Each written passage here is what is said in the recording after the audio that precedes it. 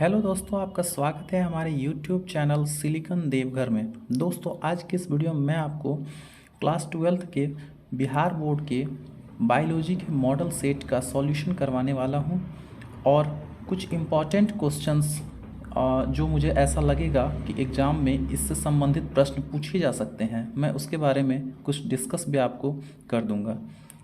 ठीक है, तो चलिए शुरू करते हैं। तो दोस्तों, जैसा कि आप देख सकते हैं, हमारा यह पहला पेज इंस्ट्रक्शन का है। इसमें बहुत सारी जानकारियाँ लिखी होती है जो स्टूडेंट्स को पढ़ना होता है। तो चलिए हम इसे स्किप करते हुए अपने पहले क्वेश्चन पर आ जाते हैं। मॉडल सेट जो हैं वो बाइलिंगुअल हैं, यानी कि इसमें क्वेश्चन जो है वो हिंदी मीडियम और इंग्लिश मीडियम दोनों के स्टूडेंट को ध्यान में रखते हुए बनाया गया है। लेकिन मैं अपने आंसर को सिर्फ इंग्लिश में बोलूँगा, क्योंकि अगर मैं हिंदी और इंग्लिश दोनों में अगर मैं डिस्कस करता हूँ तो यह बहुत लंबा हो जाएगा और वीडियो बहुत ही बड़ा हो जाएगा।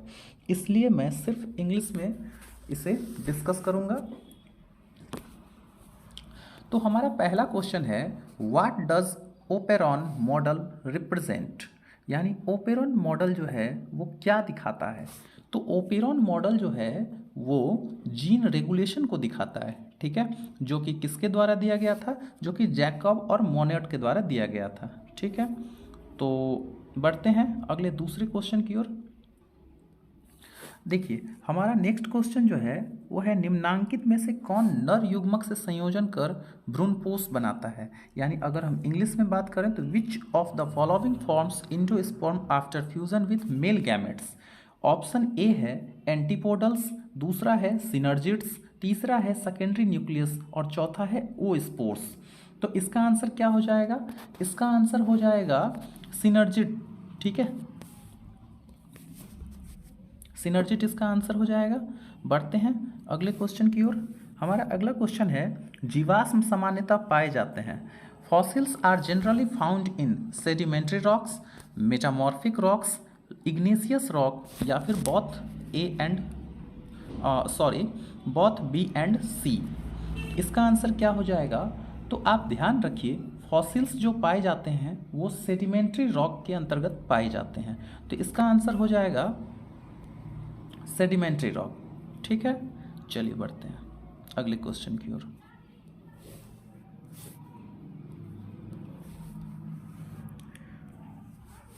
हमारा चौथा क्वेश्चन है,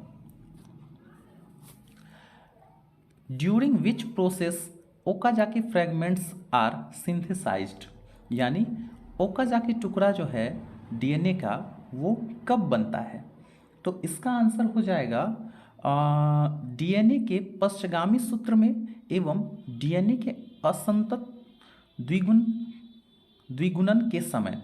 यानी इसका आंसर हो जाएगा बी एंड सी, यानी कि डी नंबर इसका आंसर सही हो जाएगा। इन लैगिंग स्ट्रैंड ऑफ डीएनए, यानी ये डीएनए के लैगिंग स्ट्रैंड में बनता है। और आपको पता होगा डीएनए का दो स्ट्रैंड, लैगिंग स्ट्रैंड और लीडिंग स्ट्रैंड होता है, जिसमें ये लैगिंग स्ट्रैंड में ये बनता है। तो इसीलिए इसका जो आंसर हो जाएगा वो डी नंबर इसका आंसर सही हो जाएगा।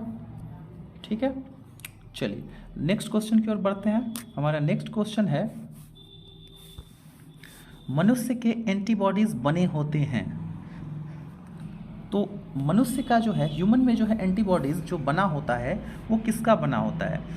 Humans antibodies are made up of, यानी ह्यूमन्स का जो एंटीबॉडीज है वो किसका बना होता है।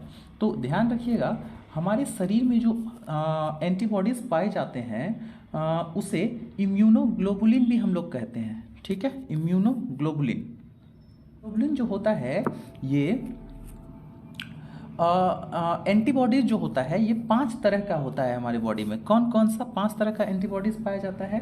तो पहला है आई जी जी, दूसरा है आई जी एम, तीसरा है आई जी ए, चौथा है आई जी डी एंड पांचवा है आई जी ई।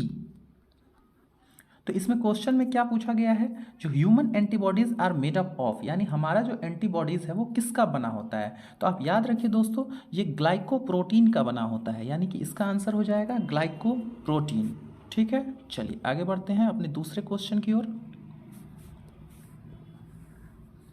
देखिए हमारा अगला क्वेश्चन है 6 नंबर क्वेश्चन। इसमें लिखा है इनमें से कौन सा जलीय पौधा नहीं है, which one is not a hydrophytic plants. यानी इसमें से कौन सा ऐसा पौधा है जो हाइड्रोफाइटिक प्लांट्स नहीं है। ध्यान दीजिएगा, इसमें नहीं है बोला जा रहा है। तो ये ट्रापा, निलंबो, हाइड्रीला, ये तीनों जो हैं, ये तीनों, ये और ये इसमें जलीय पौधे हैं। लेकिन ये आकासिया का जो पौधा है ये जलीय पौधा नहीं है। तो इसका आंसर हो जाएगा ए नंबर, आकासिया। ठीक है, ए नंबर। बढ़ते हैं अगले क्वेश्चन की ओर। हमारा अगला क्वेश्चन है टर्नर सिंड्रोम में गुणसूत्रों की संख्या कितनी होती है। तो आप ध्यान रखिएगा दोस्तों, टर्नर सिंड्रोम जो है वो हमारे में जनरल में जो है हमारे ह्यूमन में 46 क्रोमोसोम्स पाए जाते हैं, जिसमें 44 जो होता है उसे ऑटोसोमल क्रोमोसोम्स कहा जाता है और बाकी जो 2 बचे उसमें हम लोग सेक्सुअल क्रोमोसोम या सेक्स क्रोमोसोम्स कहते हैं। ठीक है, जिसे एक्स वाई से, अगर मेल है तो एक्स वाई से दिखाया जाता है और अगर फीमेल है तो फिर उसे एक्स और एक्स से दिखाया जाता है। तो ये जो टर्नर सिंड्रोम है इसमें गुणसूत्रों की संख्या जो है ये कितनी हो जाती है, तो ये इसमें 45 हो जाती है। ठीक है, तो इसका आंसर क्या हो जाएगा, बी नंबर इसका आंसर हो जाएगा। चलिए बढ़ते हैं अपने अगले क्वेश्चन की ओर। हमारा अगला क्वेश्चन है अफीम प्राप्त होता है। अफीम किससे प्राप्त होता है, यानी कि क्वेश्चन में पूछा गया है जो अफीम जो होता है वो किससे मिलता है, उसके पौधे का क्या नाम है। ठीक है, तो हम ऑप्शन को पढ़ रहे हैं। पहला ऑप्शन है एट्रोपा बेलोडोना से, दूसरा ऑप्शन है एरिथ्रोजाइलम कोका से, तीसरा ऑप्शन है कैनाबिस सटाइवा से और चौथा ऑप्शन है पैपेवर सोमनिफेरम से।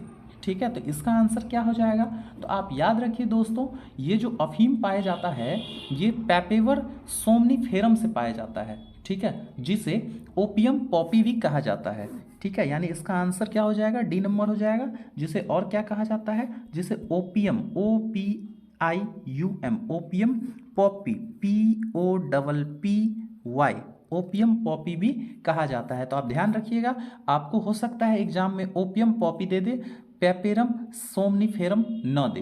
तो आप ध्यान रखिएगा, आपको इसका आंसर क्या करना है, पैपेरम सोमनिफेरम करना है। ठीक है, चलिए बढ़ते हैं अपने अगले क्वेश्चन की ओर।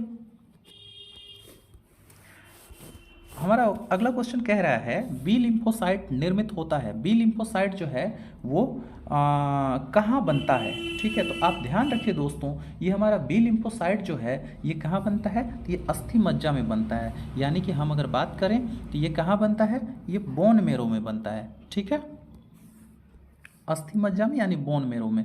और आपको पता होगा हमारा जो बी लिम्फोसाइट है ये बनता है कहाँ पर, बी लिम्फोसाइट कहाँ बनता है, तो बोन मेरो में बनता है। आप याद रखिए, बी फॉर बोन मेरो और बी से बी लिम्फोसाइट।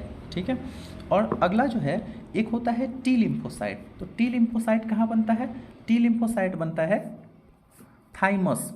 ठीक है, थाइमस में बनता है। थाइमस एक ग्लैंड होता है जो कि हमारे हार्ट के नज़दीक पाया जाता है। तो उस थाइमस के द्वारा टी लिम्फोसाइट का निर्माण होता है और हमारे बोन मेरो द्वारा बी लिम्फोसाइट का निर्माण होता है। तो इसका आंसर क्या हो जाएगा, इसका आंसर हो जाएगा डी नंबर, अस्थि मज्जा से। ठीक है, यानी कि बोन मेरो से। चलिए अगले क्वेश्चन की ओर बढ़ते हैं। हमारा अगला क्वेश्चन है मनुष्य में प्लाज्मोडियम की संक्रमण अवस्था कौन सी होती है। ठीक है, which infective stage of plasmodium occurs in human. तो इसका आंसर हो जाएगा स्पोरोजॉइट। ठीक है, स्पोरोजॉइट जो होता है वो प्लाज्मोडियम की संक्रमण अवस्था होती है। और यह जो स्पोरोजॉइट्स है वो कहाँ बनता है, तो ये फीमेल एनाफिलीज के गट में बनता है। ठीक है, आप ध्यान रखिएगा, ये फीमेल एनाफिलीज के गट में बनता है। ठीक है, और आगे बढ़ते हैं अपने अगले क्वेश्चन की ओर। हमारा अगला क्वेश्चन है टीआई प्लाज्मिड निम्नांकित में से किससे प्राप्त होता है। ठीक है, TI plasmid is obtained from which of the following. तो आप ध्यान दीजिए दोस्तों, ये जो टीआई प्लाज्मिड है ये क्या करता है, तो ये जो है पौधों में टीआई प्लाज्मिड के कारण पौधों में क्या होता है, ट्यूमर लाइक सब्सटेंस बन जाता है, मतलब कि गांठ की तरह एक उभार आ जाता है पौधों में, जो कि बैक्टीरिया द्वारा होता है। ठीक है, और ये बैक्टीरिया कहाँ पाए जाते हैं? तो ये बैक्टीरिया मिट्टी में पाए जाते हैं, जो कि पौधों को संक्रमित कर इसमें गांठ की तरह बना देते हैं। ठीक है, तो आप अगर देखेंगे तो इसमें मेरे हिसाब से दो आंसर सही है, एग्रोबैक्टीरियम राइजोजिन्स और दूसरा है एग्रोबैक्टीरियम ट्यूमिफेसियंस। लेकिन अगर मैं बात करूं ज़्यादा एक्यूरेट की, तो मेरे हिसाब से ज़्यादा एक्यूरेट जो है वो ए नंबर आंसर है। तो इसीलिए हम लोग ए नंबर आंसर को टिक करते हैं। इसका आंसर हो जाएगा क्या चीज़? Agrobacterium tumefaciens. ठीक है, चलिए आगे बढ़ते हैं अपने दूसरे क्वेश्चन की ओर, नेक्स्ट क्वेश्चन की ओर। हमारा अगला क्वेश्चन है, क्राइजीन किस फसल को बॉल कृमि से बचाता है? यानी क्राइजीन जो होता है उसके द्वारा किस फसल की रक्षा होती है? तो आप ध्यान रखिए दोस्तों, क्राइजीन जो है वो ये कपास से संबंधित है। ठीक है, यानी अगर मान लिए, और एक बात और आपको मैं बता दूं, ये क्राइजीन जो है इसे हम लोग बीटी वेनम भी बोलते हैं। ठीक है, यानी बीटी वेनम भी इसे कहा जाता है। आपको पता होगा बीटी कॉटन वेनम, एम लास्ट में एम होगा, तो आपको पता होगा बीटी कॉटन जो है वो कॉटन की एक वैरायटी है, और ये जो है ये इसके निर्माण में क्राइजीन का इस्तेमाल किया जाता है। और ये कपास को किससे बचाता है? तो कपास को ये बॉल कृमि से बचाता है। ठीक है, और जिसमें बीटी का फुल फॉर्म जो होता है वो होता है बैसिलस थ्रूएनजेनेसिस। ठीक है, आप याद रखेंगे, आपको क्वेश्चन में यह भी पूछ सकता है कि बीटी कॉटन में जो जीन इस्तेमाल किया गया है उसका निर्माण कौन से बैक्टीरिया से हुआ है? तो आपको कहना है वो बैसिलस थ्रूएनजेनेसिस बैक्टीरिया से उसका निर्माण किया गया है। चलिए आगे बढ़ते हैं अपने अगले क्वेश्चन की ओर। हमारा अगला क्वेश्चन है, हाँ तो मैं बता दूं आपको कि इसका आंसर क्या हो जाएगा? कपास हो जाएगा। ठीक है, चलिए आगे बढ़ते हैं। हमारा अगला क्वेश्चन है, termination codon is, termination codon जो है वो क्या है? हमारा अगला क्वेश्चन है, टर्मिनेशन कोडोन जो है वो क्या है? तो टर्मिनेशन कोडोन जो है वो क्या है? तो ये UAA है। ठीक है, चलिए आगे बढ़ते हैं अपने अगले क्वेश्चन की ओर। हमारा अगला क्वेश्चन है, डीएनए डबल हेलिक्स इज, यानी डीएनए का जो डबल हेलिक्स है वो क्या होता है? ठीक है, वो कैसा होता है उसके बारे में आपको बताना है। हमारा पहला ऑप्शन है हमेशा वृत्ताकार, दूसरा ऑप्शन है समांतर तथा पूरक, तीसरा ऑप्शन है ए और बी दोनों, और चौथा ऑप्शन है प्रति समांतर तथा पूरक। ठीक है, तो इसका आंसर हो जाएगा दोस्तों प्रति समांतर तथा पूरक, यानी कि अगर मैं इंग्लिश में बात करूं तो एंटी पैरेलल एंड कॉम्प्लीमेंट्री, ये दोनों इसका हो जाएगा आंसर, यानी कि आप इसमें ऑप्शन नंबर डी को टिक करें। चलिए अगले क्वेश्चन की ओर बढ़ते हैं। हमारा अगला क्वेश्चन है 15 नंबर क्वेश्चन, जो अंडाणु के कोशिका द्रव्य में कौन सी संरचना नहीं होती है? ठीक है, यानी कि अगर मैं इंग्लिश में बात करूं तो इंग्लिश में which organelles is not present in cytoplasm of ovum. ठीक है, तो इसमें पहला ऑप्शन है राइबोसोम्स, दूसरा ऑप्शन है सेंट्रोसोम, तीसरा ऑप्शन है गोल्जी बॉडी एंड चौथा ऑप्शन है माइटोकॉन्ड्रिया। तो इसका आंसर हो जाएगा सेंट्रोसोम। और सेंट्रोसोम के बारे में एक बात और आप याद रखें, ये प्लांट सेल में पाया जाता है सेंट्रोसोम, एनिमल सेल में ये अब्सेंट होता है। ठीक है, यानी सेंट्रोसोम जो होता है ये प्लांट सेल में होता है, एनिमल सेल में ये अब्सेंट होता है। ठीक है, चलिए बढ़ते हैं अपने अगले क्वेश्चन की ओर। हमारा अगला क्वेश्चन है 16 नंबर क्वेश्चन, उसमें लिखा है प्रतिलेखन की क्रिया में कौन से एंजाइम की आवश्यकता होती है? Which enzyme is required in the process of transcription, transcription में जो है वो कौन से एंजाइम की आवश्यकता होती है? तो आपको ध्यान रखना है दोस्तों, इसका जो आंसर हो जाएगा वो हो जाएगा RNA polymerase. RNA polymerase enzyme का जो होता है वो ट्रांसक्रिप्शन में इस्तेमाल होता है उस एंजाइम का। ठीक है, चलिए आगे बढ़ते हैं अपने अगले क्वेश्चन की ओर। हमारा नेक्स्ट क्वेश्चन है wings of insect and birds are called, यानी कि कीटों और पक्षियों के पंख क्या कहलाते हैं? पहला ऑप्शन है कनेक्टिंग ऑर्गन, दूसरा ऑप्शन है होमोलोगस ऑर्गन, तीसरा है वेस्टिजियल ऑर्गन एंड चौथा है एनालोगस ऑर्गन। तो देखिए आप ध्यान रखिएगा दोस्तों, इसका जो आंसर हो जाएगा वो हो जाएगा क्या? तो होमोलोगस ऑर्गन। बढ़ते हैं अपने अगले क्वेश्चन की ओर। तो हमारा अगला क्वेश्चन है, रिलैक्सिन का स्राव होता है, रिलैक्सिन का स्राव जो होता है वो किसके द्वारा होता है? ठीक है, तो आप ध्यान रखेंगे रिलैक्सिन का स्राव जो होता है वो कॉर्पस ल्यूटियम के द्वारा होता है। लेकिन अगर क्वेश्चन में आपसे दिया हुआ रहे कि प्रेग्नेंट फीमेल में रिलैक्सिन का स्राव किसके द्वारा होता है, तो आप ध्यान रखेंगे प्रेग्नेंट फीमेल की अगर बात किया जाए तो उसमें जो है उसमें रिलैक्सिन का स्राव प्लेसेंटा के द्वारा भी होता है। तो यहाँ पर ऐसा नहीं कहा गया है, इसीलिए इसका आंसर क्या हो जाएगा? इसका आंसर हो जाएगा कॉर्पस ल्यूटियम। ठीक है, चलिए आगे बढ़ते हैं अपने अगले क्वेश्चन की ओर। हमारा अगला क्वेश्चन है वो है which one is Pioneer in the zero share. ठीक है, शुष्क अनुक्रमण में कौन सा अग्रणी है? इसका आंसर हो जाएगा इसका आंसर हो जाएगा लाइकेन। ठीक है, चलिए आगे बढ़ते हैं अपने अगले क्वेश्चन की ओर। हमारा अगला क्वेश्चन है which of the following heavy metal water pollutants, निम्नांकित में जल का भारी धातु प्रदूषक कौन सा है? ठीक है, तो इसका आंसर हो जाएगा बी नंबर, आर्सेनिक। आप याद रखिए दोस्तों, हम लोग हैवी मेटल किसको किसको कहते हैं? तो हैवी मेटल कैडमियम को कहा जाता है, क्रोमियम को कहा जाता है, कोबाल्ट को कहा जाता है, कॉपर को कहा जाता है, आयरन को कहा जाता है, मरकरी को कहा जाता है, मैग्नीज को कहा जाता है, मोलिब्डेनम को कहा जाता है, निकेल को कहा जाता है, लेड को कहा जाता है, टीन को कहा जाता है और जिंक को कहा जाता है। आप इसे नोट कर लें, इससे बहुत सारे क्वेश्चन बनते हैं, जिसमें आपको मैं फिर से रिपीट कर रहा हूँ, cadmium, chromium, cobalt, copper, iron, mercury, manganese, molybdenum, nickel, lead, tin और जिंक, जिसमें प्लांट में जो है बहुत ही कम मात्रा में, ठीक है, इनमें से कुछ पाए जाते हैं। तो मैं उनका नाम कह रहा हूँ, आप कृपया से नोट कर लें। Cobalt, copper, iron, manganese, molybdenum और जिंक, ये सभी सूक्ष्म मात्रा में, मतलब बहुत ही कम मात्रा में पौधों में पाए जाते हैं।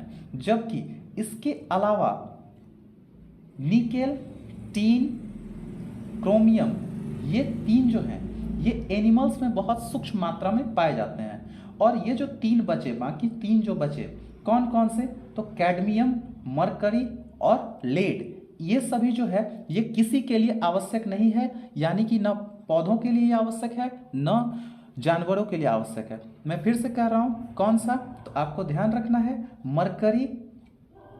मरकरी, ठीक है, मरकरी और कौन सा? कैडमियम और कौन सा? लेड। ठीक है, तो आप इसे ऐसे याद रख लिए। मैं इसको एक ट्रिक के रूप में आपको याद करा देता हूँ, आप इसे याद रखिएगा कैमल।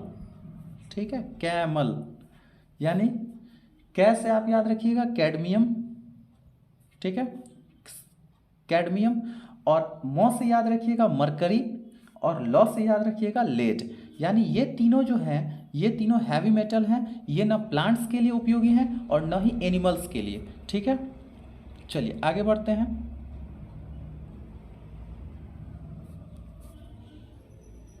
हमारा अगला क्वेश्चन है ovulation take place in, ovulation जो होता है वो कहाँ होता है? प्लेसेंटा में होता है, ओवेरी में होता है अबाउट 14th डे, और अगला ऑप्शन है both B and C. Ovulation जो होता है उसके लिए कौन सा इनमें से सही है आपको बताना है। तो आप याद रखिए दोस्तों, ओव्यूलेशन क्या है? ओव्यूलेशन एक ऐसा प्रोसेस है जिसमें ओवेरी के द्वारा क्या होता है? एग रिलीज होता है। ठीक है, और यह मेंस्ट्रुअल साइकिल के लगभग ये 14th डे में होता है। तो आपको याद रखना है इसका आंसर और क्या हो जाएगा? बोथ बी एंड सी हो जाएगा। मतलब ये जो है ओव्यूलेशन होता कहाँ है? तो ओवेरी में होता है। कब होता है? About 14th day of menstrual cycle, यानी मेंस्ट्रुअल साइकिल जो होता है फीमेल्स में लगभग 28 डेज पर, उसमें 14th डेज के आसपास ये ओव्यूलेशन की प्रक्रिया होती है। तो इसका आंसर क्या हो जाएगा? इसका आंसर हो जाएगा बोथ बी एंड सी। चलिए आगे बढ़ते हैं अपने अगले क्वेश्चन की ओर। हमारा अगला क्वेश्चन है रणथंभौर राष्ट्रीय उद्यान कहाँ है? ठीक है, रणथंभौर नेशनल पार्क जो है ये कहाँ सिचुएटेड है आपको बताना है। तो ये ध्यान रखिए दोस्तों, ये जो रणथंभौर राष्ट्रीय उद्यान है ये राजस्थान में है। ठीक है, तो इसका आंसर क्या हो जाएगा? इसका आंसर हो जाएगा राजस्थान। सी नंबर ऑप्शन सही है। चलिए आगे बढ़ते हैं अपने अगले क्वेश्चन की ओर। हमारा अगला क्वेश्चन है, मनुष्य में लिंग गुणसूत्र हैं। अभी थोड़ी देर पहले मैंने आपको बताया था मनुष्य में टोटल ह्यूमन में कितने क्रोमोसोम्स पाए जाते हैं? टोटल 46 क्रोमोसोम पाए जाते हैं, जिसमें 44 क्रोमोसोम्स को हम लोग ऑटोसोमल क्रोमोसोम्स कहते हैं, और बाकी जो 2 क्रोमोसोम बचा जो कि फीमेल में XX होता है और मेल में XY होता है। ठीक है, ये जो है इन्हें हम लोग सेक्स क्रोमोसोम कहते हैं। तो आपको क्वेश्चन में क्या पूछा गया है? मनुष्य में लिंग chromosome, sex chromosomes in human beings are, यानी कि सेक्स क्रोमोसोम्स जो है वो मनुष्य में कौन कौन से होते हैं। तो आपको देखना है इसका आंसर क्या हो जाएगा? इसका आंसर हो जाएगा डी नंबर आंसर, यानी कि अगर फीमेल है तो फीमेल में कितना होता है? कौन सा होता है? XX होता है, और अगर मेल है तो XY होता है। तो इसीलिए इसका आंसर क्या हो जाएगा? इसका आंसर हो जाएगा D number, A and C दोनों। ठीक है, चलिए आगे बात करते हैं।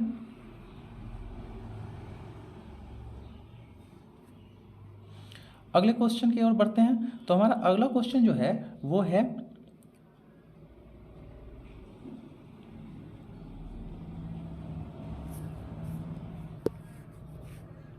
The mobile genetic element is, mobile genetic element जो है इसमें से कौन सा है? स्प्लिट जीन, ट्रांसपोसन, प्रायोन्स या इंट्रॉन? इसका आंसर हो जाएगा बी नंबर, ट्रांसपोसन जो है वो भ्रमणशील अनुवांशिक पदार्थ है। ठीक है, तो इसका आंसर क्या हो जाएगा?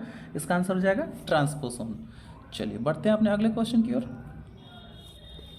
हमारा अगला क्वेश्चन है, पेरिपेटस इज कनेक्टिंग लिंक बिटवीन, पेरिपेटस जो है वो किसके और किसके बीच कनेक्टिंग लिंक का काम करता है? देखिए सबसे पहले कनेक्टिंग लिंक किसको कहा जाता है? कनेक्टिंग लिंक्स हम लोग वैसे प्रॉपर्टीज़ को कहते हैं जब 2 ऑर्गेनिज्म, 2 जीवों के बीच की उनमें कुछ समानताएं पाई जाती है, तो इससे ये साबित होता है कि ये दोनों जो हैं इनका जो इवोल्यूशन हुआ है वो इवोल्यूशन हो गया, इनके जो एंसेस्टर थे वो सेम थे। ठीक है, तो पेरिपेटस जो है वो कनेक्टिंग लिंक किसके किसके बीच है? तो इसका आंसर हो जाएगा आर्थ्रोपोडा एंड एनिलिडा, यानी ये कनेक्टिंग लिंक है किसके बीच? तो ये कनेक्टिंग लिंक है आर्थ्रोपोडा एंड एनिलिडा के बीच। ऑप्शन नंबर ए इसका राइट आंसर है। चलिए आगे बढ़ते हैं अपने अगले क्वेश्चन की ओर।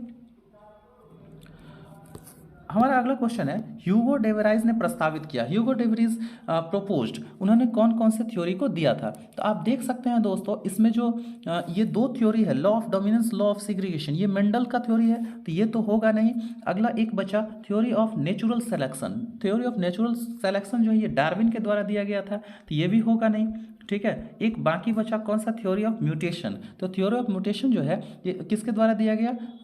ये दिया गया ह्यूगो डेवरीज के द्वारा। ठीक है, तो आप ध्यान रखेंगे थ्योरी ऑफ म्यूटेशन किसके द्वारा दिया गया? ह्यूगो डेवरीज के द्वारा दिया गया, यानी ऑप्शन नंबर सी जो है ये इसका राइट आंसर है। चलिए बढ़ते हैं अपने अगले क्वेश्चन की ओर। हमारा अगला क्वेश्चन है,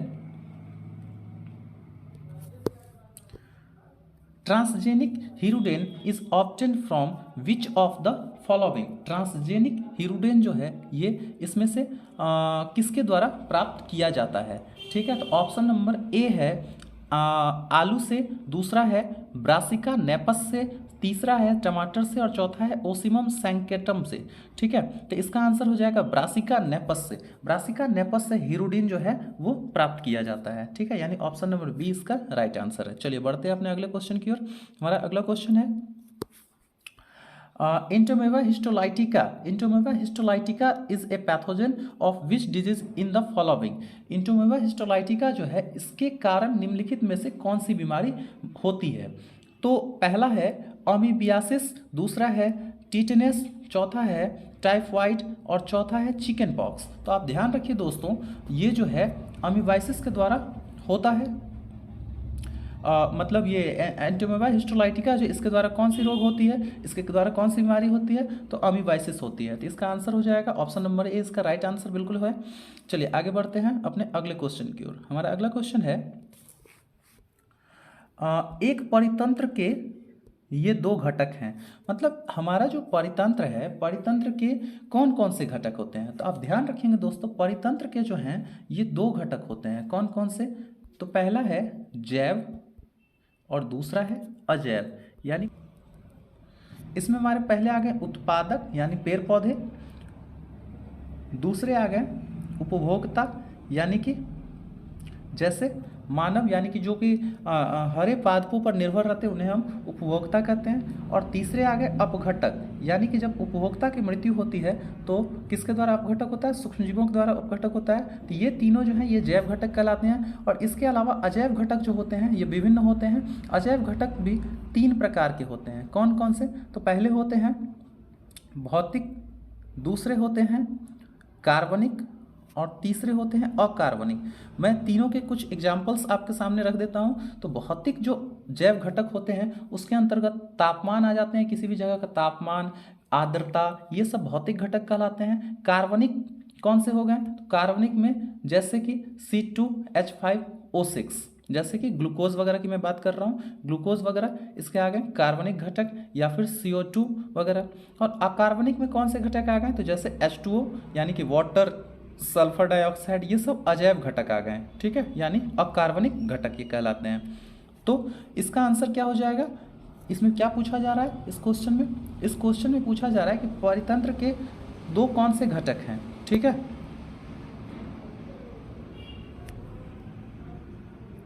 तो पारितंत्र के 2 घटक कौन कौन से हैं? तो पारितंत्र के 2 घटक हैं अजैविक और जैविक। ठीक है, यानी कि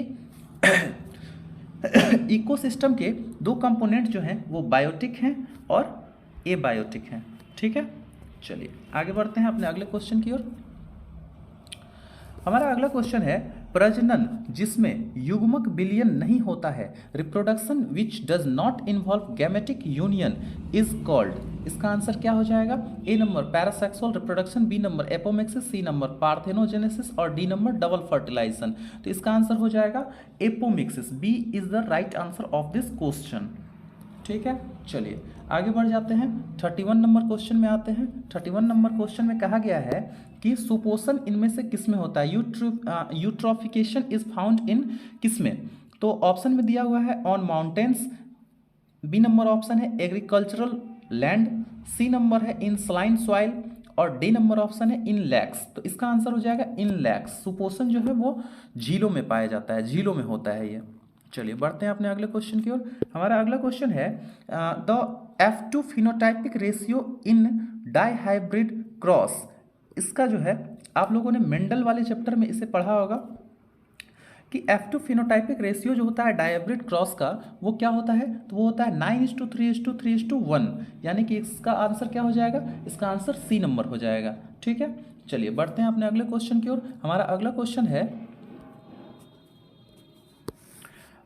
roots of which plant give rise to a new plant. इसमें से कौन से ऐसे पौधे हैं जिसके द्वारा, जिसके जड़ के द्वारा नए पौधे का निर्माण होता है? ऑप्शन में दिया हुआ है गुलमोहर, नीम, दहलिया और पिटूनिया। तो इसका आंसर क्या हो जाएगा? इसका आंसर हो जाएगा दहलिया। दहलिया के जो पौधे हैं उनमें जड़ के द्वारा नए पौधे का जन्म होता है। ठीक है, चलिए बढ़ते हैं अपने अगले क्वेश्चन की ओर। हमारा अगला क्वेश्चन है which one is an example of endomycorrhiza. Endomycorrhiza का इनमें से कौन सा एग्जाम्पल है? तो इसका जो आंसर हो जाएगा वो हो जाएगा ग्लोमस। ग्लोमस जो है वो अंतःकवक मूल का उदाहरण है। चलिए आगे बढ़ते हैं अपने अगले क्वेश्चन की ओर। अगला क्वेश्चन है अम्लीय वर्षा, अम्लीय वर्षा का क्या कारण है? तो अम्लीय वर्षा आप याद रखिए दोस्तों, वायु प्रदूषण के द्वारा होता है, यानी कि ये एयर पॉल्यूशन के द्वारा होता है। ठीक है, तो A is the right answer of this question. चलिए आगे बढ़ते हैं अपने 36 नंबर क्वेश्चन की ओर। तो हमारा 36 नंबर क्वेश्चन जो है वो है धंसे हुए रंध्र किस में पाए जाते हैं? ऑप्शन नंबर ए है हेलोफाइट्स, बी नंबर है जलोद्भिद, सी नंबर है समोद्भिद और डी नंबर है मरुद्भिद। अगर मैं इंग्लिश में बात करूं तो लिखा हुआ है sunken stomata is found in halophytes, hydrophytes, mesophytes और जीरोफाइट्स। इसका आंसर क्या हो जाएगा? तो इसका आंसर हो जाएगा जीरोफाइट्स। ठीक है, आप ध्यान रखिएगा दोस्तों, ये इसका आंसर क्या हो जाएगा? तो जीरोफाइट्स हो जाएगा। चलिए आगे बढ़ते हैं अपने अगले क्वेश्चन की ओर। हमारा अगला क्वेश्चन जो है वो है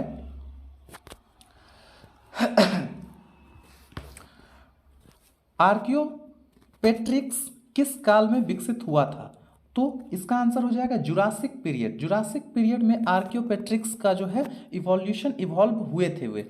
ठीक है, चलिए आगे बढ़ते हैं अपने अगले क्वेश्चन की ओर। अगला क्वेश्चन है हमारा अंग प्रत्यारोपण अस्वीकृति कि इनमें से किसके कारण होती है, यानी कि जब भी कोई ऑर्गन का ट्रांसप्लांट किया जाता है तो किसके कारण ये रिजेक्ट हो जाता है, ठीक है, यानी किसके कारण ये नहीं हो पाता है। तो इसका आंसर हो जाएगा cytotoxin T cell, cytotoxic T cell के द्वारा, ठीक है। चलिए आगे बढ़ते हैं अपने अगले क्वेश्चन की ओर। हमारा अगला क्वेश्चन है, निम्नांकित किस परजीवी पौधे में बीटा कैरोटीन तथा फेरिटिन भरपूर मात्रा में पाया जाता है, ठीक है। मैं इंग्लिश में अगर पढ़ूं तो इंग्लिश में है, which transgenic plant is rich in beta carotene and ferritin in the following. Option number A है गोल्डन राइस, बी है पोमैटो, सी है बीटी कॉटन और डी नंबर है फ्लेवर सेवर, ठीक है। तो इसका आंसर क्या हो जाएगा, इसका आंसर हो जाएगा गोल्डन राइस, ठीक है। चलिए आगे बढ़ते हैं। हमारा अगला क्वेश्चन है, genotype phenotype concept was proposed by, firstly किसके द्वारा ये जीनोटाइप और फिनोटाइप की जो अवधारणा है वो सर्वप्रथम किसके द्वारा दी गई थी, ठीक है। तो इसका आंसर जो है वो हो जाएगा जोहानसन, जोहानसन के द्वारा ये अवधारणा सर्वप्रथम दिया गया था। चलिए बढ़ते हैं अपने अगले क्वेश्चन की ओर। हमारा अगला क्वेश्चन है, during menstrual cycle the cyclic change take place in, यानी ऋतुस्राव चक्र के दौरान जो चक्रीय परिवर्तन होता है वो कहाँ पर होता है, ठीक है। महिलाओं में जो ऋतुस्राव के दौरान चक्रीय साइक्लिक चेंज जो होता है ये कहाँ होता है, तो इसका आंसर हो जाएगा इंडोमेट्रियम, ठीक है। ये इंडोमेट्रियम में ये होता है, ठीक है। चलिए बढ़ते हैं अपने अगले क्वेश्चन की ओर। हमारा अगला क्वेश्चन है, which one is analysed by amniocentesis, यानी एमनियोसेंटेसिस के द्वारा किसका विश्लेषण किया जाता है। पहला ऑप्शन है एमिनो एसिड्स, दूसरा ऑप्शन है एमनियॉन्स, तीसरा ऑप्शन है एमनियोटिक फ्लूइड और चौथा ऑप्शन है बोथ ए एंड बी। तो इसमें से कौन सा आंसर सही होगा, तो इसका आंसर हो जाएगा एमनियोटिक फ्लूइड, यानी एमनियोसेंटेसिस में जो है एमनियोटिक फ्लूइड का एनालिसिस किया जाता है, ठीक है। चलिए बढ़ते हैं अपने अगले क्वेश्चन की ओर। हमारा अगला क्वेश्चन है, हार्ट इज डेवलप्ड फ्रॉम, यानी कि हार्ट का जो है हमारे हृदय का जो है विकास किसके द्वारा होता है, आपको इसका जवाब देना है। तो हमारे हार्ट का जो है वो डेवलपमेंट होता है वो किसके द्वारा होता है, तो वो मीजोडर्म के द्वारा होता है। इसका आंसर हो जाएगा मीजोडर्म द्वारा, ठीक है। चलिए बढ़ते हैं अपने अगले क्वेश्चन की ओर। हमारा अगला क्वेश्चन है, केसर निम्न में से किस पौधे से प्राप्त होती है। Saffron is obtained from which plants. पहला ऑप्शन है क्रोकस सटाइवस, दूसरा ऑप्शन है सोलेनम निग्रम, तीसरा ऑप्शन है कुरकुमा लॉन्गा और डी नंबर ऑप्शन है जिंजीबर ऑफिसिनेलिस। तो इसका आंसर क्या हो जाएगा, तो इसका आंसर हो जाएगा क्रोकस साइटिवस। साइटिवस जो है क्रोकस साइटिवस, इसके द्वारा सैफ्रॉन की प्राप्ति होती है, ठीक है। तो ऑप्शन नंबर ए जो है वो बिल्कुल सही उत्तर है इस क्वेश्चन का। चलिए आगे बढ़ते हैं, आ जाते हैं 45 नंबर क्वेश्चन में। तो हमारा 45 नंबर क्वेश्चन जो है उसमें कहा गया है, characteristics of blue green algae is, यानी कि इनमें से कौन सी ऐसी गुण है जो कि ब्लू ग्रीन एल्गी की विशेषता है, ठीक है। इसमें से कौन से ऐसी बात हैं जो कि ब्लू ग्रीन एल्गी की विशेषता है। तो इसका आंसर क्या हो जाएगा, इसका आंसर हो जाएगा प्रकाश संश्लेषण, फोटोसिंथेसिस। फोटोसिंथेसिस जो है वो ब्लू ग्रीन एल्गी के द्वारा होता है। तो इसका आंसर क्या हो जाएगा, इसका आंसर हो जाएगा ए नंबर, फोटोसिंथेसिस। चलिए बढ़ते हैं अपने अगले क्वेश्चन की ओर। हमारा अगला क्वेश्चन है, इंसुलिन की आणविक रचना की खोज किसने की।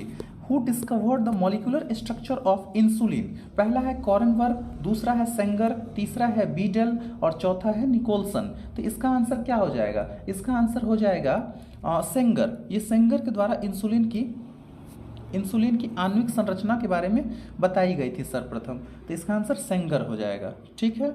चलिए बढ़ते हैं अपने अगले क्वेश्चन की ओर। हमारा अगला क्वेश्चन है, induced abortion is, induced abortion जो है प्रेरित गर्भपात वो क्या है, उसको और क्या कहते हैं। तो आप लोग जानते होंगे इसको हम लोग और क्या बोलते हैं, इसको हम लोग एमटीपी कहते हैं। यानी एमटीपी का फुल फॉर्म क्या होता है, मेडिकल, देखिए मैं लिख दे रहा हूँ, मेडिकल टर्मिनेशन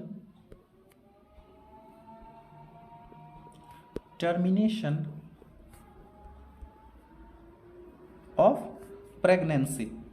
ठीक है, आप याद रखेंगे, ऑफ प्रेगनेंसी।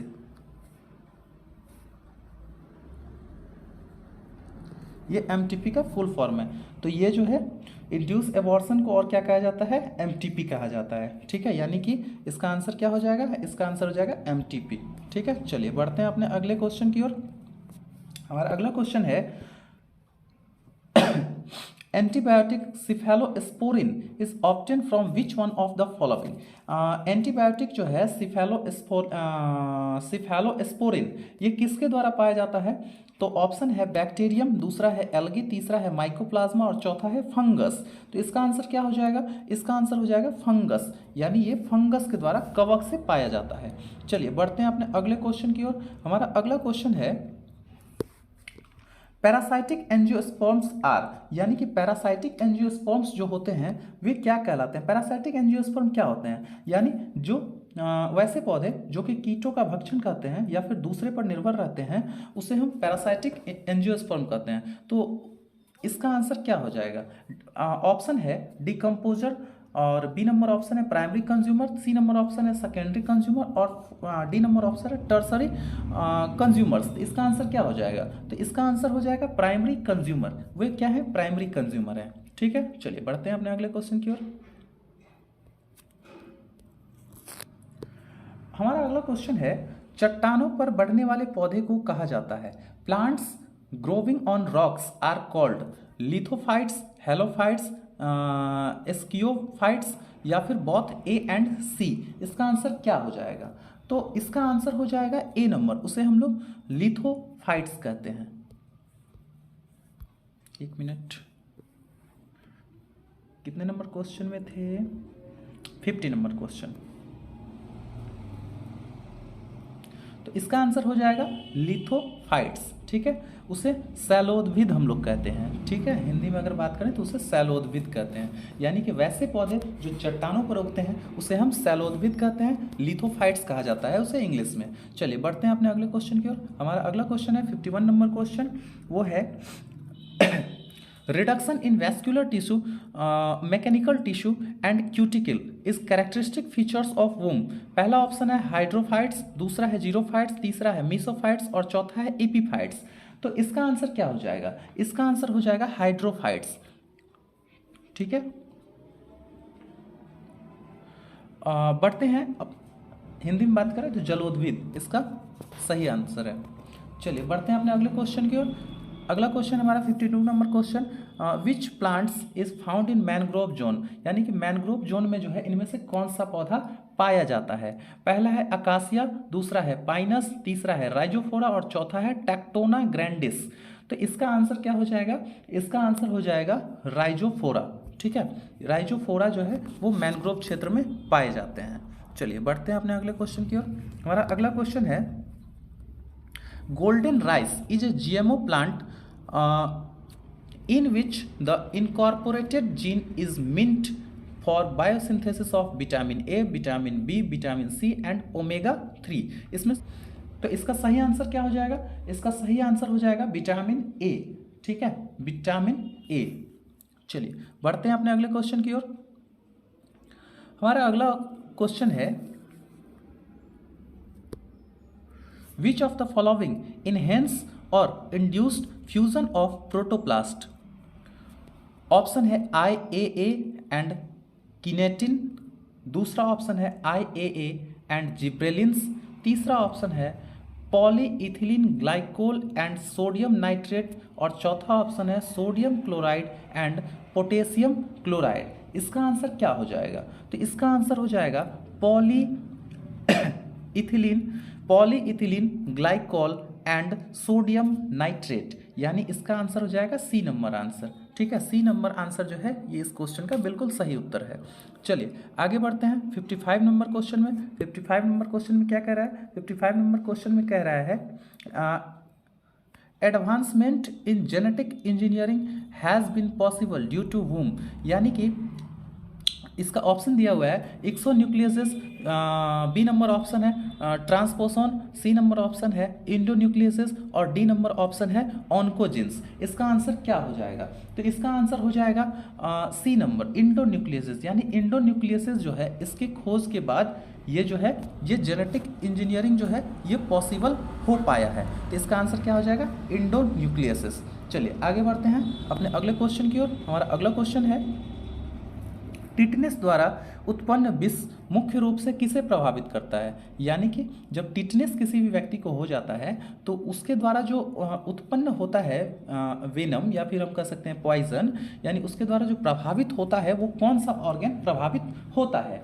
तो इसका आंसर हो जाएगा वॉलेंट्री मसल्स। वॉलेंट्री मसल्स जो हैं टिटनेस के द्वारा क्या हो जाते हैं? प्रभावित होते हैं। और आप ध्यान रखिएगा टिटनेस को और क्या कहा जाता है? टिटनेस को लॉक जॉ डिजीज भी कहा जाता है। ठीक है, चलिए आगे बढ़ जाते हैं। अपने 57 नंबर क्वेश्चन की ओर। 57 नंबर क्वेश्चन है which of the following is not a fresh water fish? इसमें से कौन सा फ्रेश वाटर फिश नहीं है? ऑप्शन ए है कतला, बी है रोहू, सी है मृगल एंड डी नंबर ऑप्शन है सैल्मन। तो इसका आंसर क्या हो जाएगा? इसका आंसर हो जाएगा सैल्मन। ठीक है, सैल्मन जो है वो फ्रेश वाटर फिश नहीं है। तो चलिए बढ़ते हैं अपने अगले क्वेश्चन की ओर।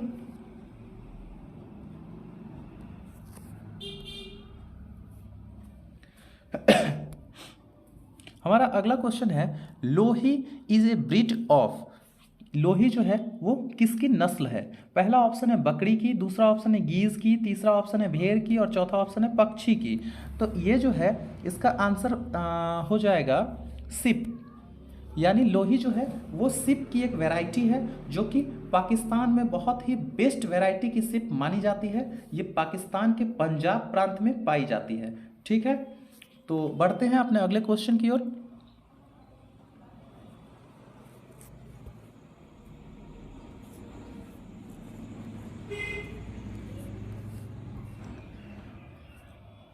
हमारा अगला क्वेश्चन है discoloration of lead and silver paints is caused due to. ये जो है डिकलरेशन ये किसके द्वारा होता है? पहला ऑप्शन है ओजोन, दूसरा ऑप्शन है सल्फर डाइऑक्साइड, तीसरा ऑप्शन है कार्बन मोनोऑक्साइड और चौथा ऑप्शन है हाइड्रोजन सल्फाइड। तो इसका आंसर क्या हो जाएगा? इसका आंसर हो जाएगा हाइड्रोजन सल्फाइड। ठीक है, यानी कि डी इसका आंसर हो जाएगा। चलिए बढ़ते हैं अपने अगले क्वेश्चन की ओर। अगला क्वेश्चन है BOD level in fresh water should not accessed beyond. BOD level जो है, सबसे पहले बीओडी का फुल फॉर्म क्या होता है? तो बीओडी का फुल फॉर्म होता है बायोलॉजिकल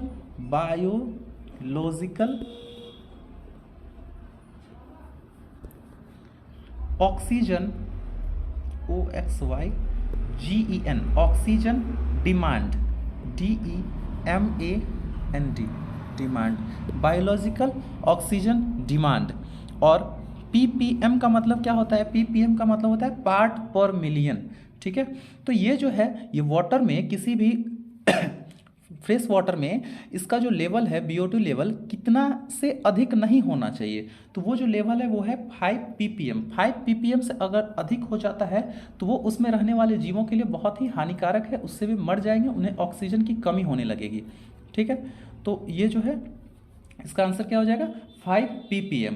चलिए आगे बढ़ते हैं अपने अगले क्वेश्चन की ओर। हमारा अगला क्वेश्चन है सर्वाधिक प्रसिद्ध नाइट्रोजन स्थिरीकरण जीवाणु है। The most famous symbiotic nitrogen fixing bacterium is.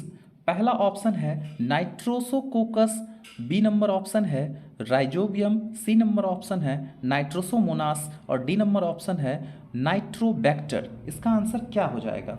तो इसका जो आंसर हो जाएगा वो हो जाएगा कौन सा? तो इसका आंसर हो जाएगा राइजोबियम। राइजोबियम जो है वो सबसे फेमस नाइट्रोजन स्थिरीकरण जीवाणु है, बैक्टीरिया है।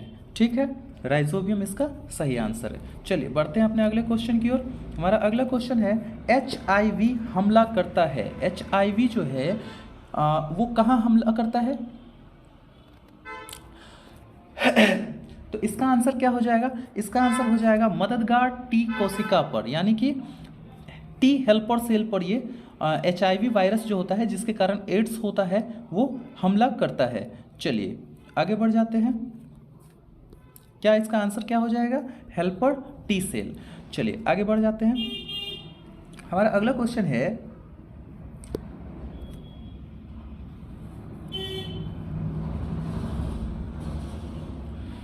How oral contraception pills used by females help in birth control, यानी कि जो महिलाएं जो कॉन्ट्रासेप्शन पिल्स यूज करती है वे कैसे यूज करते हैं। तो पहला ऑप्शन है किलिंग ओवा, दूसरा ऑप्शन है इनहिबिटिंग ओव्यूलेशन, तीसरा ऑप्शन है किलिंग स्पर्म्स और चौथा ऑप्शन है forming barriers between sperm and ovum. इसका आंसर क्या हो जाएगा? इसका आंसर हो जाएगा इनहिबिटिंग ओव्यूलेशन। ये ओव्यूलेशन को क्या करता है? रोक देता है या फिर पूरा कम कर देता है कॉन्ट्रासेप्शन पिल्स जो महिलाएं यूज करती है। चलिए आगे बढ़ जाते हैं अपने अगले क्वेश्चन की ओर। हमारा अगला क्वेश्चन है which of the following can not be detected in a developing fetus by amniocentesis, यानी इसमें से कौन सा ऐसा ऑप्शन है जो कि एमनियोसिंथेसिस द्वारा विकासशील भ्रूण में नहीं पता लगाया जा सकता है। तो पहला है भ्रूण का लिंग, दूसरा है क्लाइनफेल्टर सिंड्रोम, दूसरा है डाउन सिंड्रोम और तीसरा है पिलिया।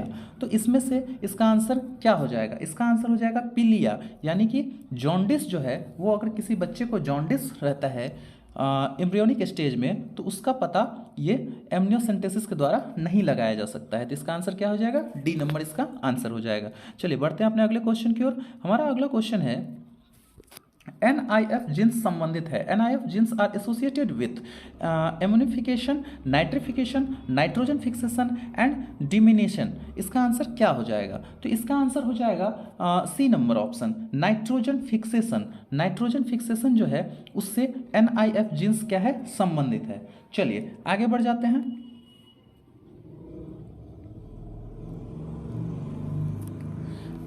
हमारा अगला क्वेश्चन है in genetic engineering restriction enzymes can be used for. पहला ऑप्शन है eukaryotic DNA only, B number option है bacterial DNA only, C number option है वायरल DNA ओनली और डी नंबर ऑप्शन है एनी DNA फ्रेगमेंट। इसका answer क्या हो जाएगा? इसका आंसर हो जाएगा D number option any DNA fragment. Any DNA fragment जो है ये इसका सही आंसर है। किसी भी DNA टुकड़े के लिए क्या होता है? प्रतिबंधन एंजाइम का उपयोग किया जाता है। ठीक है, चलिए आगे बढ़ जाते हैं अपने अगले क्वेश्चन की ओर। हमारा अगला क्वेश्चन है the feature of xerophytic plants leaves are single layer of epidermis, sunken stomata on lower epidermis, heavy cuticle और डी नंबर ऑप्शन है बी एंड सी। इसका आंसर क्या हो जाएगा? किधर गया? हाँ, इसका आंसर क्या हो जाएगा? आप बताइए इसका आंसर क्या हो जाएगा? तो इसका आंसर हो जाएगा sunken stomata on lower epidermis, निचली एपिडर्मिस पर धंसे रंध्र। ये मरोद्भिद पौधों के पत्तियों की एक खास विशेषता है। ठीक है, चलिए आगे बढ़ जाते हैं अपने अगले क्वेश्चन की ओर। हमारा अगला क्वेश्चन है in a lake phytoplankton grow, in a lake phytoplankton grow abundantly in limnetic zone, profundal zone, littoral zone या फिर बिनेथिक जोन। ये इसका आंसर क्या हो जाएगा? ठीक है, बेंथिक जोन। यानी कि अगर मैं हिंदी में बात करूं तो एक झील में पादप प्लवक बहुतायत में इनमें उगते हैं। किन में उगते हैं? तो ए नंबर ऑप्शन है लिम्नेटिक जोन में, दूसरा नंबर ऑप्शन है प्रोफंडल जोन में, तीसरा नंबर ऑप्शन है लिटोरल जोन में और चौथा नंबर ऑप्शन है बेंथिक जोन में। किसमें सबसे अधिक पादप प्लवक पाए जाते हैं एक झील में? किस जोन में? तो इसका आंसर क्या हो जाएगा? इसका आंसर हो जाएगा लिम्नेटिक जोन। लिम्नेटिक जोन में सबसे अधिक पादप प्लवक पाए जाते हैं। बढ़ते हैं अपने अगले क्वेश्चन की ओर। हमारा अगला क्वेश्चन है गैमेट्स आर नेवर हाइब्रिड्स। ये स्टेटमेंट्स किसके द्वारा दिया गया? किस लॉ में ऐसा कहा गया? जो गैमेट जो है वो कभी भी हाइब्रिड नहीं हो सकते हैं।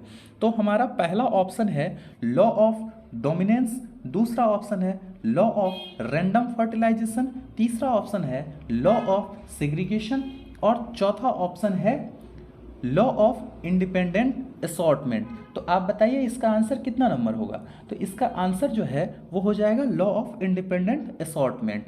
चलिए आगे बढ़ते हैं अपने अगले क्वेश्चन की, और ये हमारा लास्ट क्वेश्चन है। आशा करता हूँ दोस्तों कि आपको सारे क्वेश्चंस के सॉल्यूशन समझ में आए होंगे, और यह हमारा इस चैनल पर पहला वीडियो है, तो मैं आपसे उम्मीद करता हूँ दोस्तों कि आप हमारे चैनल को ज़रूर सब्सक्राइब करें, और कृपया वीडियो पसंद आए तो लाइक ज़रूर करें, और हमें कमेंट सेक्शन में ज़रूर बताएं कि आपको वीडियो कैसा लगा, ताकि हम आगे अधिक से अधिक वीडियो आपके लिए इससे संबंधित, बायोलॉजी से संबंधित बना सकें। चलिए बढ़ते हैं अपने अगले क्वेश्चन और लास्ट क्वेश्चन की ओर। हमारा लास्ट क्वेश्चन है, which one in the following crosses shows phenotypic ratio of 3:1। निम्न में से कौन सा क्रॉस 3:1 के फिनोटाइपिक अनुपात को दर्शाता है। तो आप लोगों ने मेंडल वाले चैप्टर में जेनेटिक्स में पढ़ा होगा कि 3:1 जो फिनोटाइपिक रेशियो है वो इसमें से किसके द्वारा दर्शाया जाता है। तो इसका आंसर क्या हो जाएगा, इसका आंसर हो जाएगा बी नंबर ऑप्शन। ठीक है, यानी B number option is the right answer of this question. तो दोस्तों यहीं पर इस वीडियो को समाप्त करते हैं। कृपया अपने दोस्तों तक ये वीडियो ज़रूर शेयर करें जो बिहार बोर्ड से संबंधित हैं, ताकि उन्हें भी इसका सॉल्यूशन मिल सके। Thank you.